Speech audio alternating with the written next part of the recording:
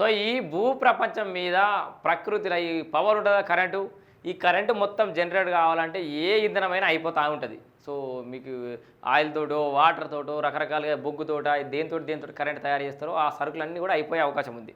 కానీ సన్లైట్ నుంచి వచ్చేటటువంటి ఈ పవర్ అనేది తరిగిపోదు. తరగని ఆస్తి ఈ భూప్రపంచం మీద ఉందా అంటే అది ఆ పైన ఉన్న సూర్యుడే. So renewable energy. సో అయితే దాన్ని ఎంకరేజ్ చేసే విధంగా కేంద్ర ప్రభుత్వం అనేక కార్యక్రమాలు ముందు తీసుకొస్తూ ఉంది. ఈ పిఎం కుసుమ్ యోజన కానీ లేకపోతే పిఎం సూర్యగారు అని చెప్పేసి కూడా పథకాలు అయితే తీసుకొచ్చింది. దానికి సంబంధించిన అప్డేట్ ఇది. పోటీ పెంచండి కోటి గెలవండి. మనం నిన్ననే ఇచ్చినాం పిఎం కుసుమ్ యోజన అంటే ఏందో కూడా మనం నిన్ననే చెప్పుకున్నాం. ఆ వీడియో కావాలంటే మన వీడియోస్లో ఉంటాయి. పిఎం కుసుమ్ యోజన చాలామందికి అవగాహన లేకుండా చాలామంది మిస్ చేసుకోరు. ఎకరన్నర ఉంటే 1/2 మెగావాటు, 3 ఎకరాలు ఉంటే 1 మెగావాటు సోలార్ ప్లాంట్ను పెట్టుకుంటే ప్రభుత్వానికి మనం కరెంట్ అమ్మొచ్చు అని చెప్పేసి. సో రాష్ట్రానికి మన తెలంగాణ రాష్ట్రానికి 4000 మెగావాట్లు ఉత్పత్తి చేసుకునేదానికైతే కేంద్ర సర్కార్ గ్రీన్ సిగ్నల్ ఇచ్చింది. దానికి సబ్సిడీ కూడా ఇస్తుంది కేంద్ర ప్రభుత్వం. అయితే సౌర విద్యుత్ ఉత్పత్తిలో స్ఫూర్తికి ప్రోత్సాహం, జిల్లాలో ఒక పంచాయతీకి కేంద్రం నజరానా.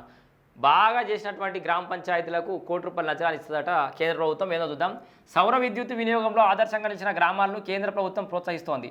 ఇంటింటికి సౌర విద్యుత్తును అందుబాటులోకి తేవడానికి పంచాయతీల మధ్య పోటీతత్వం పెంచింది. సౌరశక్తిలో ఆదర్శంగా నిలిచిన జిల్లాకు ఒక గ్రామానికి ₹1 కోటి నజరానా ప్రకటించింది. దీనికి సంబంధించి జిల్లా స్థాయి కమిటీ డిఎల్సీ సభ్యులు 5,000 జనాభా ఉన్న గ్రామాలను ఎంపిక చేస్తున్నారు. వచ్చే 6 నెలల్లో ఆయా గ్రామాల్లో ఇంటింటికి సౌర విద్యుత్ ప్లానర్లు ఏర్పాటు చేసుకొని ఉత్తమంగా నిలిచిన వాటికి నగదు పురస్కారం అందనుంది. సో ఒక గ్రామం మొత్తం సోలార్ ప్యానెల్ ఫిట్ చేపిస్తే ఆ ఊరికి ₹1 కోటి నజరానా ఇస్తుంది కేంద్రం. సో ఇది అంటే వ్యవసాయ అనుబంధంగా కూడా వేరే ఉన్నాయి. ఇదేమో ఇంటికి సంబంధించింది. వినియోగంపై చైతన్యం. ఎంపిక చేసిన గ్రామాల్లో సౌర విద్యుత్పై అవగాహన కల్పిస్తారు.